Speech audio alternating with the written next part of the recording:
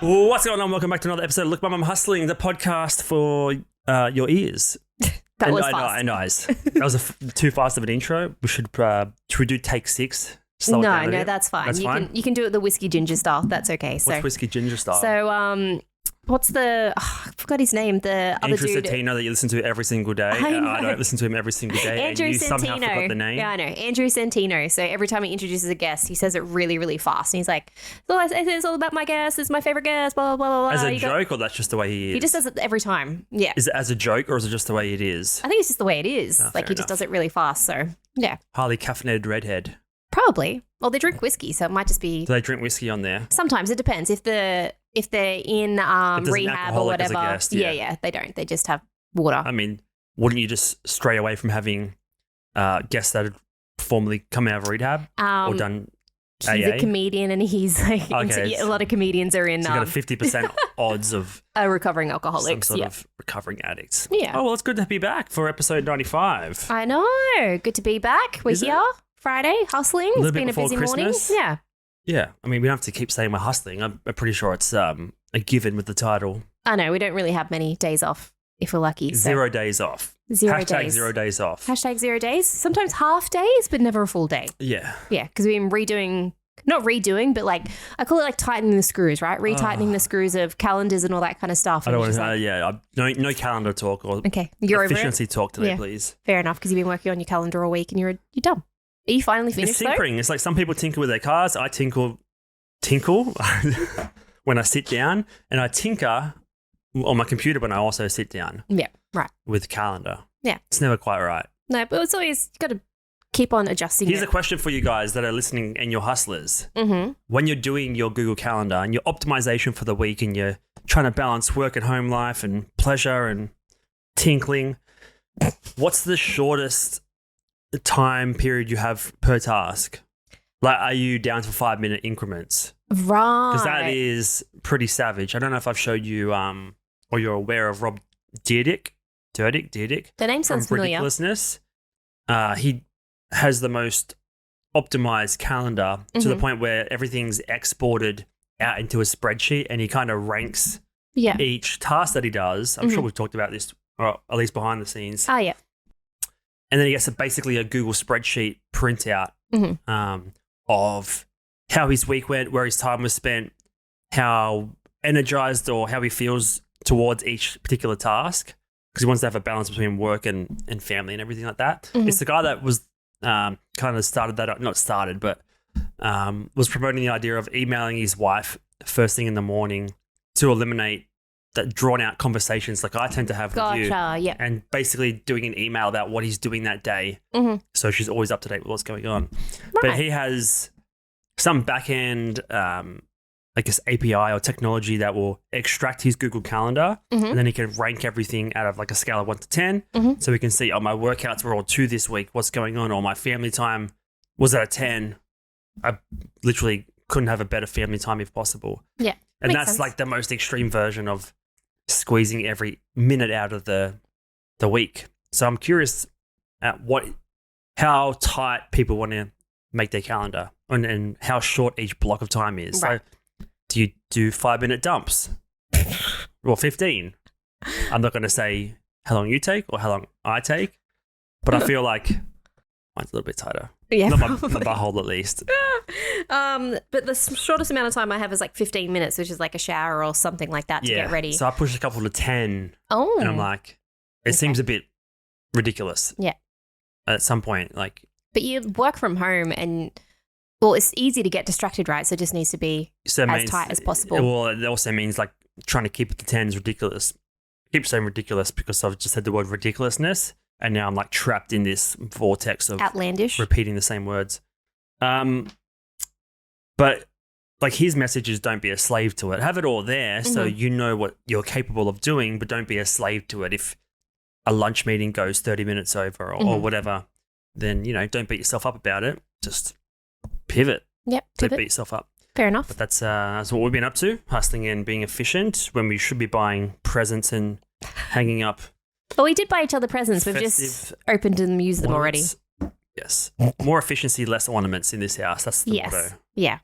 Maybe next year we'll have some ornaments and less efficiency. Who knows? Yeah. Who knows? How many trees is too many trees in one house? Depends on the size of the house, I guess. So I guess any more than one is too many. Let's say you got like a decent Better?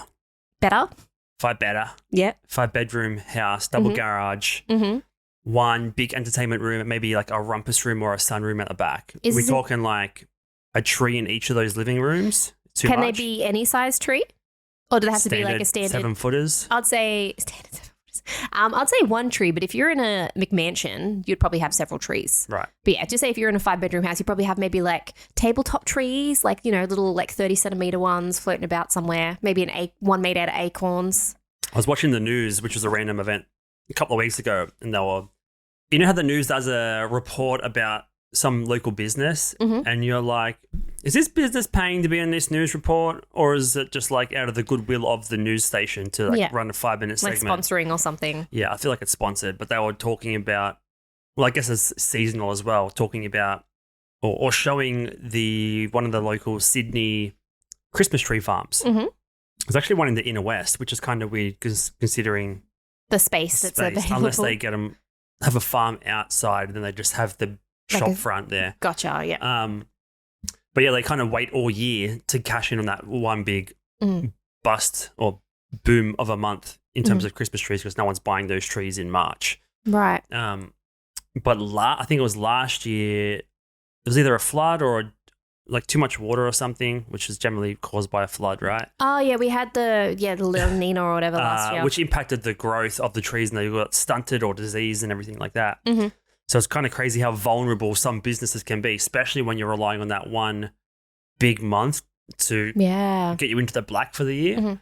And then one thing out of your control can go awry. Because you can't really, it's not like hydroponic vegetables where you can grow Christmas trees in one of those like not portable, but like dome-shaped greenhouses.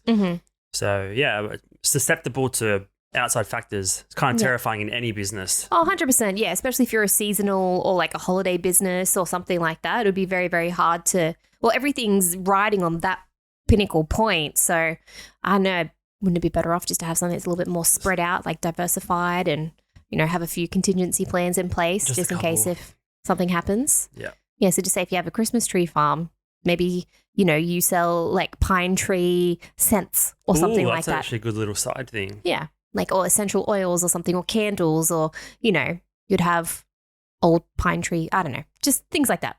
Yeah. You have a little side business. You need something, yeah. Yeah.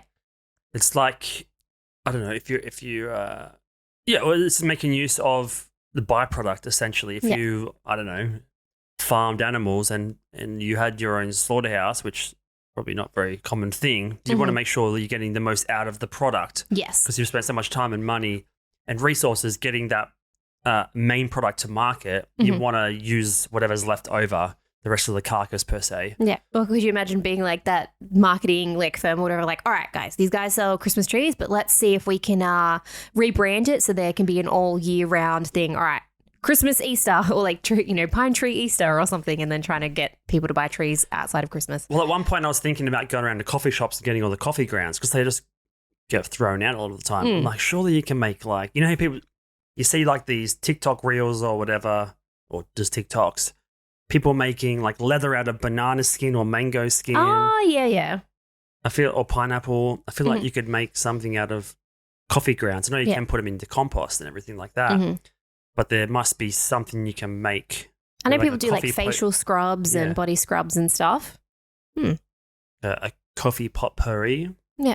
Getting this, because it still has, or I suppose when you're making coffee, you're extracting a lot of the oils and things, so you're probably removing a lot of the beneficial components of the actual coffee grounds.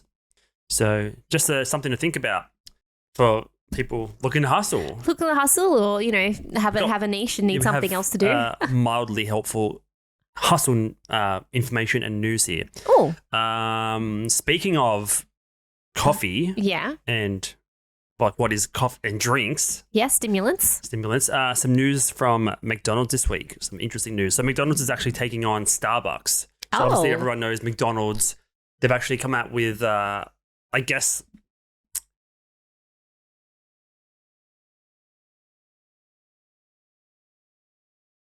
big business and you don't know the words. Corporation? Just a plan, essentially. Right. For the future, future growth. How many stores they plan on building, in what regions and things like that. They're actually opening up a whole new type of business called CosMc, or it's CosMc, to take on Starbucks and try and dominate the beverage side of the business. Right, because I know McDonald's already have McCafe, and that was actually, I'm pretty sure, started in Australia, and it did really well here because us Aussies love our coffee and things. That they're probably going to, was it just the McCafe but solo sort of thing, and just turning that into a solo business in a way. So this is called CosMc's. You've already switched it over. Yeah. So McDonald's starts testing CosMc, a new small format beverage-led concept.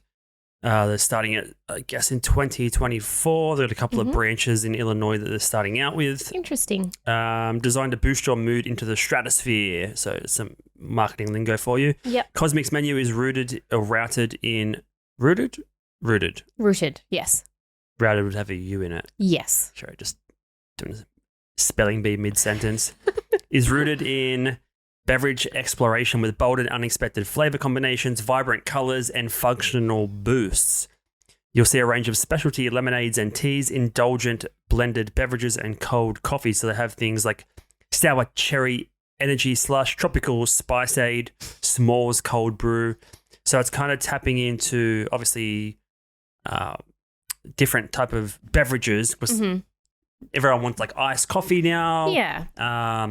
Is it bubble tea? Yeah, bubble tea's massive. Massive. Like there's like 4 in this area, and it's not like it's kind of predominantly the Asian type of drink. Yeah. In terms of the demographic, there's not a huge contingent of Asians necessarily in this area, but people will still love it. Yes. Regardless. And things like nootropic drinks, energy-based drinks. So they're kind of tapping into that. So they're going to have, slushies and turmeric spiced latte. And well, like the whole, Starbucks is always super famous for their pumpkin spice latte, like their pumpkin seasonal one and everything. They're just clearly taking a shot at Starbucks, which would be the biggest competitor in this type of market. Interesting. And then they have kind of more snacky type cafe type of foods as well. So it's not their main driver of business, but if you're getting a drink, you might want a little croissant or something, right? So they have creamy avocado tomatilla sandwich, spicy queso sandwich, meat pops, pretzel bites. So classic kind of McDonald's stuff. So it is interesting. What would you compare it to? It's just Starbucks. It's just a breakfast cafe in a way. Yeah. But yeah, this is definitely American. They're probably the food would change depending on the country that you go to. Yes, no one's buying a pretzel bite in Australia. No, but if it was a ham and cheese toasty or a ham and cheese croissant, 100% they would.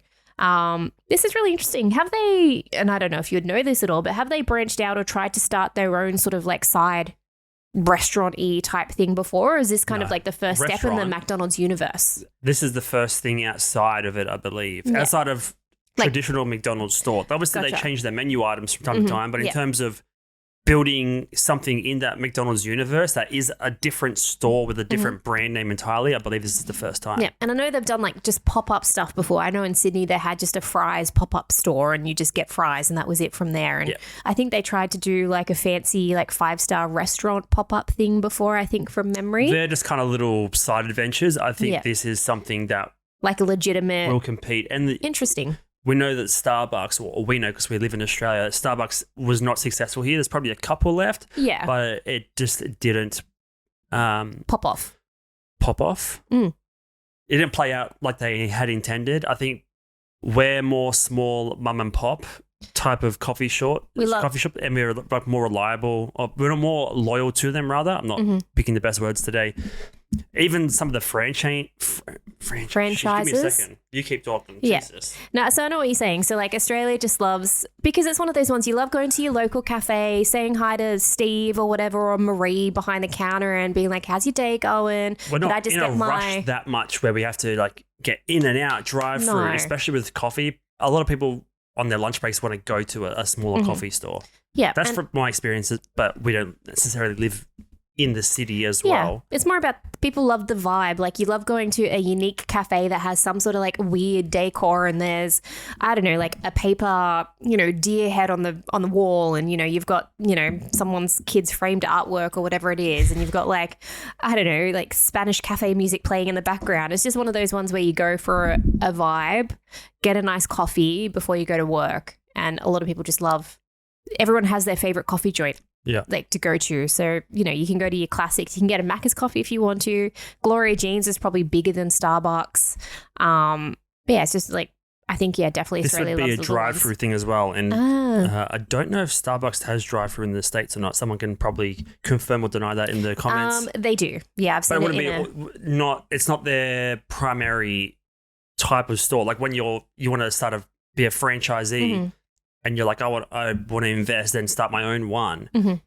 I don't think the default business model for the Starbucks restaurant would be to have a drive-through version. No, it's not. It's just like how there's only a handful of like Subway drive-through places. It's just not originally designed as drive-through. If the area or the location allows for it, but I don't think it's primarily for that. Whereas I believe this CosMc would probably that'd be the way they would go. Drive-through. 100%. Like that's all. Like every time you go to McDonald's, it's a drive-through, and it's just that I think it's probably going to play into that convenience part. So the CosMc name actually comes from an 80s ad. Ronald McDonald and friends in the story of CosMc. One day, a strange object landed in McDonald land. Look, a silver flower pot. Oh, that's no flower pot, Grimace.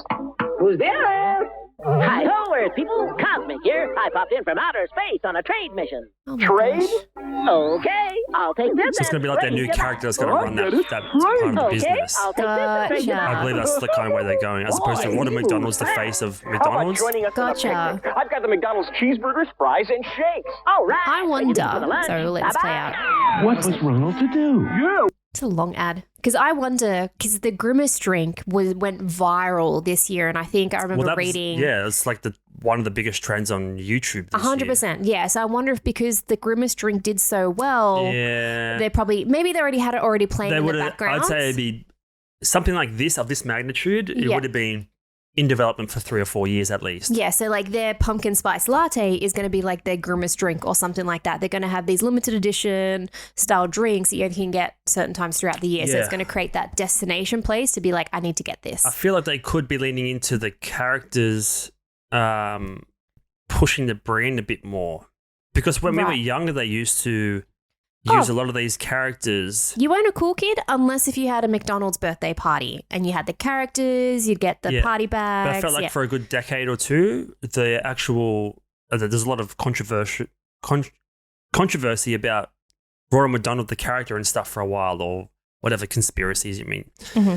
But I feel like the characters were more prominent back in the day, and it feels like they're kind of reviving them now because it's easier to attach to like a character with a personality as opposed to just the logo at the front of the store. Yeah. Oh, that's very true. Because I think, in the 80s and when we were young, so probably early 90s, it was very much character-based to make it fun. For the kids at least. Yeah, anyway. exactly. And then they sort of like branched out to more serious in the 2000s, the whole McLovin campaign with like Justin Timberlake. I'm loving it. So they went through that rebrand where they kind of got rid of the characters and more got celebrity endorsements and jingles and that kind of thing. Is this good for kids and promoting, if there's going to be like an outer space character that's kind of the face or mascot of this CosMc brand, I guess they're kind of promoting sugary beverages to kids in a sense, which is pretty fucking horrible because we already know that's a gigantic problem. Well, as soon as I saw these drinks, I'm like, how much sugar is in those? They look pretty bad. Yeah. Tasty, but bad for the teeth and the gut. So that's some interesting news. And one of the big topics I wanted to discuss this week is the bombardment and the growth that is online shopping. There's going to be so much online shopping in 2024. I've seen just everywhere in the last 2 weeks, it's becoming clear that 2024 is going to be gigantic for online e-commerce. There's a couple of articles that came out recently about TikTok in particular. One of them here, I think it was from this week. This is on TechCrunch, from a couple of days ago. So TikTok becomes the first non-game app to reach 10 billion in consumer spending. Interesting. there's a graph here that shows the number of months it took to reach 10 billion in global consumer spend, and it's for things like Candy Crush and Clash of Clans, where you're paying for extra lives or tokens or in-game purchases. Yeah. And TikTok is kind of right in the middle in terms of it's competing with games where there's in-app purchases. Yeah, well, every day you might want to buy some new lives. So it's very, very replenishable. Whereas with TikTok, it's purely driven by, mostly in China at the moment, by e-commerce sales. Yeah. And they're not really repeatable sales. You're not going to go on there and do your groceries every day. They're more one-off purchases of some makeup products or some clothing or things of that nature, things that aren't repeatable every week. So to make that much money via the TikTok app compared to things that can essentially be purchased every single day in a gaming app is pretty extraordinary. And I think there's going to be a lot more talk and interest in this area going forward in terms of buying things via a live shopping experience.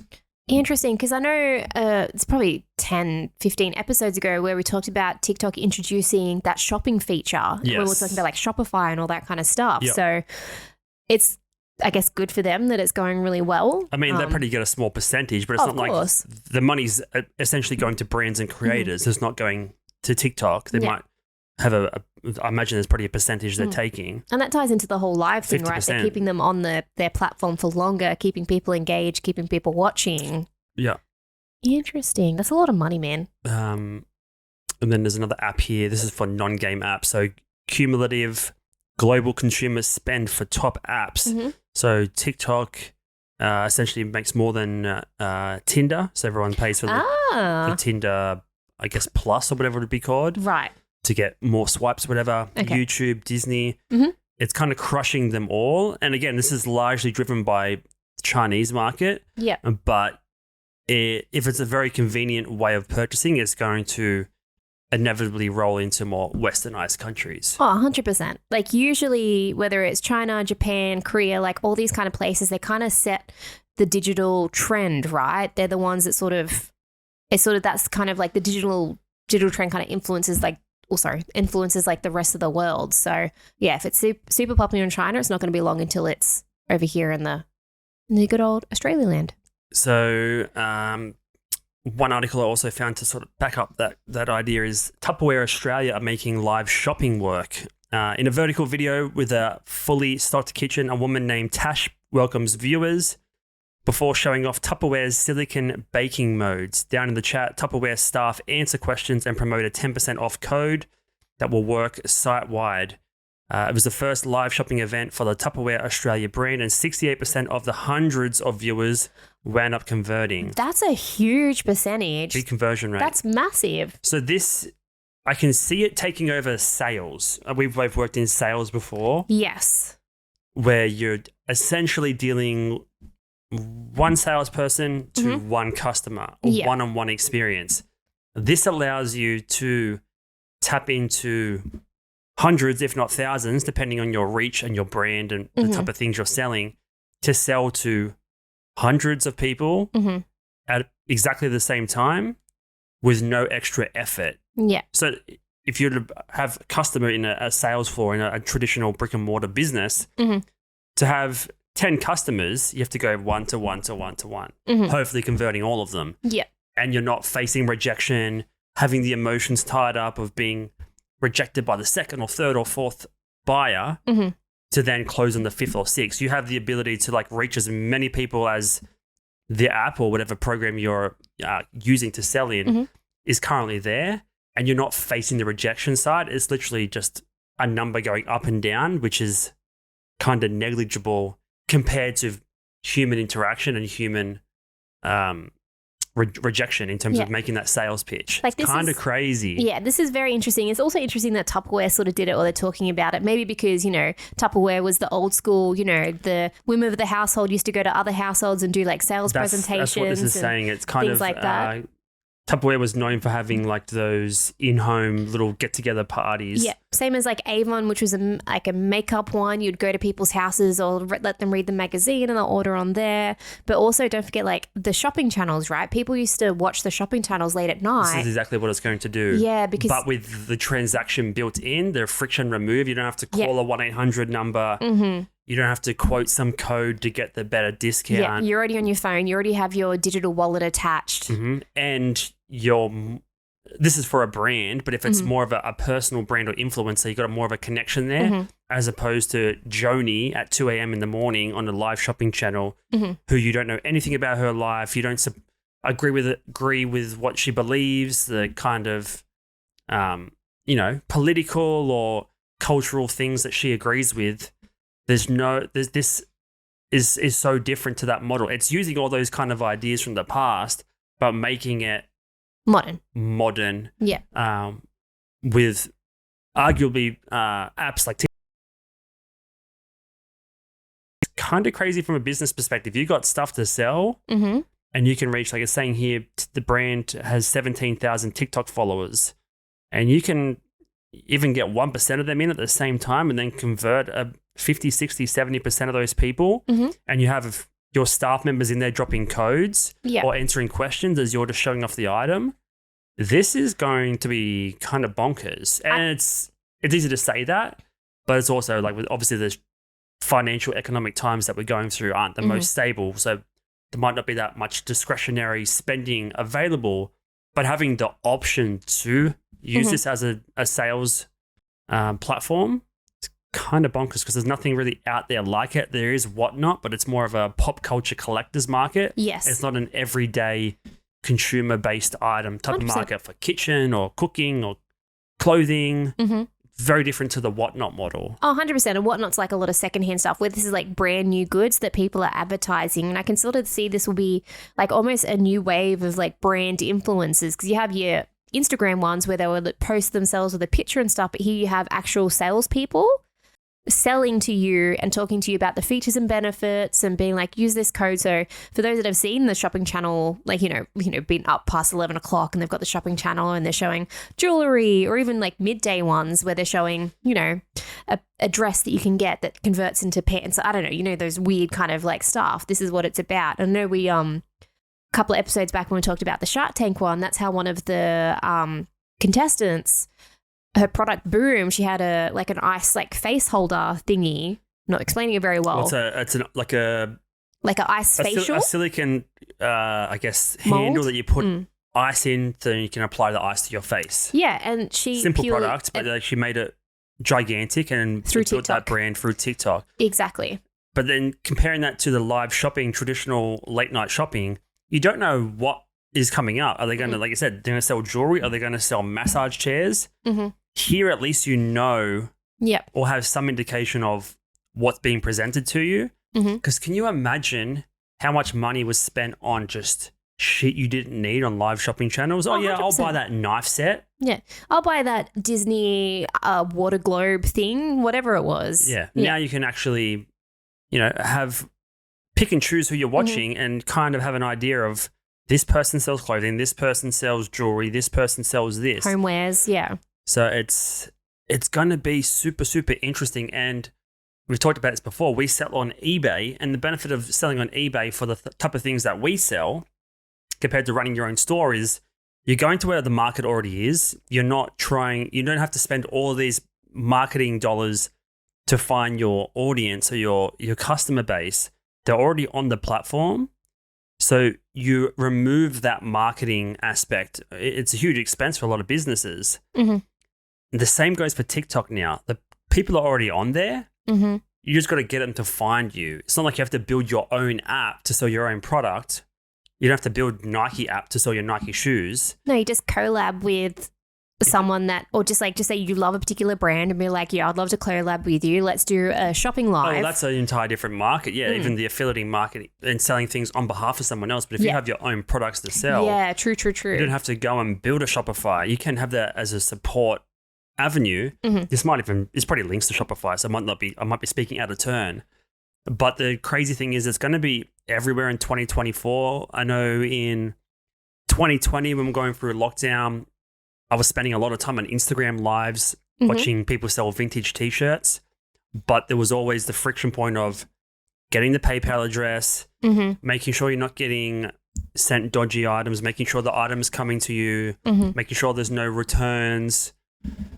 This way it's all built in, so you don't have to take the extra 5 steps of communicating with the buyer just to make the transaction happen. Transaction's going to happen directly in the feed. Yes. So cool. And you kind of can talk to them and ask them questions in real time. Whereas again, like the late night shopping, you couldn't ask questions. You couldn't really engage. But here you can engage in the chat, be like, oh, tell me a little bit more about this. What's a feature? What size? Yeah. Yeah. Or if you can't and you have the staff to get in the chat, like the Tupperware one. Tupperware done, then it removes so much congestion. Yeah.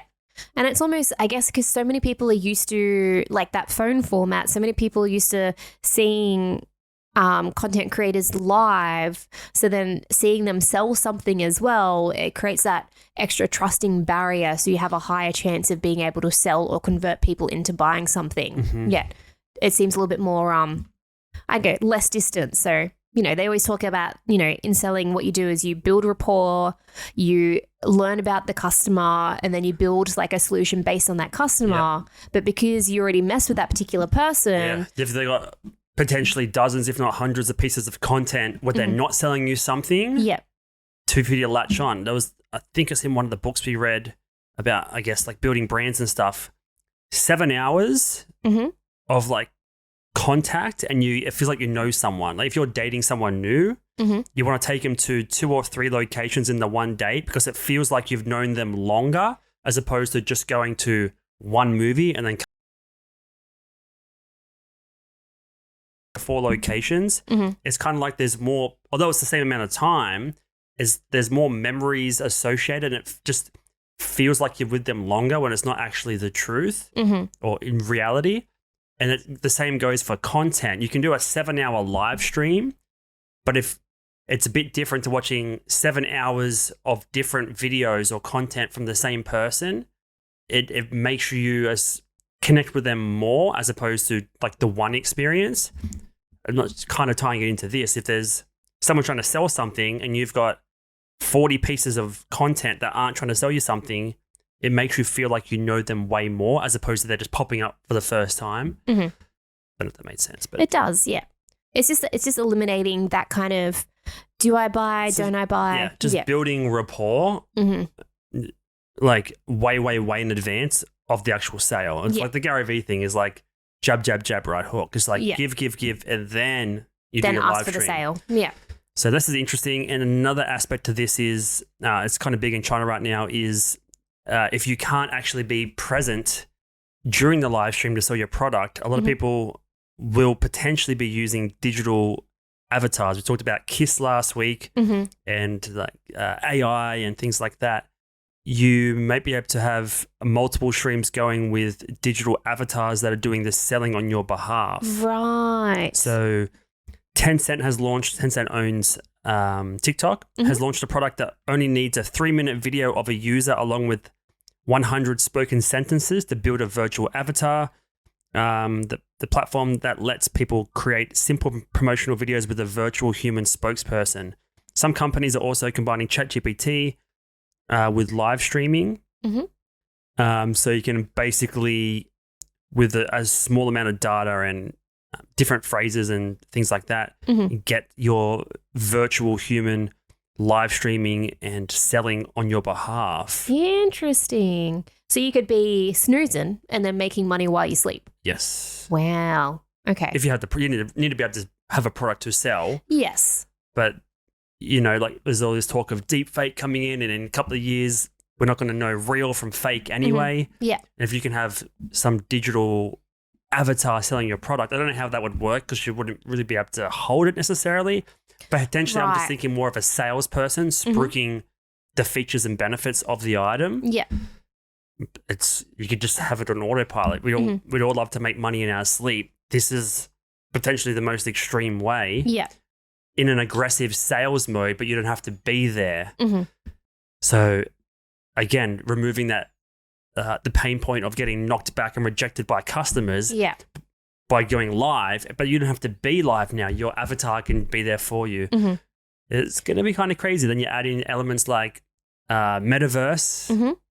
I mean, ChatGPT can do amazing things now. You can train it to, sell an item for you and have all these responses about questions. Mm-hmm. This could be a crazy way of shopping in the next 5 years. I think initially you'll see this with digital products, things like courses or applications, and then it'll be trying to figure out how to roll it into the more physical product in terms of having an avatar represent your brand and product. Yeah, it's almost like, how they say AI is coming for different industries. Now they're going to be coming for the sales industry. Yeah. Yeah. It's interesting times. So, I'm sure there'll be a lot of skepticism at first, same with any new technology like that. But why not? What's the hesitation? You can't, things like groceries would be a bit different. You don't want someone trying to sell you, or maybe you do want apples. to sell you, like be able to compare rates in terms of how much per kilogram you're paying for a particular item. Mm-hmm. But this is just like the beginning steps, right? You can sort of see where this is evolving. I know ages ago we're talking about, shopping straight from YouTube. Yes. And, just being able to do a link straight to your phone or doing it that way while you're just sitting down on the couch. Well, there's a button at the bottom that people can link to their Shopify store. Yeah. But yeah, the benefit is the downside of that compared to the TikTok version is you're not in there pushing for the sale, promoting. You're just hoping for a click. Mm-hmm. And you're probably not going to get that click on YouTube unless you're asking for it, or you just have so much point of resonance with your audience that they feel compelled to click that button. Mm-hmm. Whereas here you're more aggressive about it. Yeah. This is just the next step in e-commerce. Well, this is the thing. eBay kind of have to get on board. They really have to get on board. There probably are talks about it in terms of live shopping, whether or not eBay sellers want to do that. The thing with TikTok is it's probably brand and influencer led, and it will be for a long time. Whereas people on eBay, the sellers, might not necessarily be comfortable playing that role. Whereas on TikTok, that you're already producing content, you're already putting your face on the internet. Yeah, so you're already comfortable. Yeah. So it could be two different worlds, and eBay might not even want to get involved because they just want to have traditional model because their sellers don't want to play that game. But if they do make that available, and you are an eBay seller like we are, and I guess we put our face on the internet, then you're going to get a leg up potentially compared to the people that are just on eBay and don't want to take the extra step or put themselves out there as a seller. So it could be a big opportunity for us because we know that Whatnot's probably not going to come to Australia anytime soon, just because there's no one really wanting to buy on there from my experience in Australia. I think but if they're already on an established app like TikTok, again, friction, there's no friction there. I'd say before COVID, Australia was very, very behind with wanting to shop online. People still preferred to go in stores, but because of COVID, it forced them to shop more online. Obviously, in China and places like that, people are so used to shopping online that I think now it's just going to grow faster. People are so much more used to it, whether it's like QR codes, just, using your phone to make purchases and all that kind of stuff. I think now it's going to grow quite quickly. And that's how all new tech sort of happens, right? It gets introduced and then you see this big spike on how it gets used. So I think it's just going to be massive in the next, 4 years.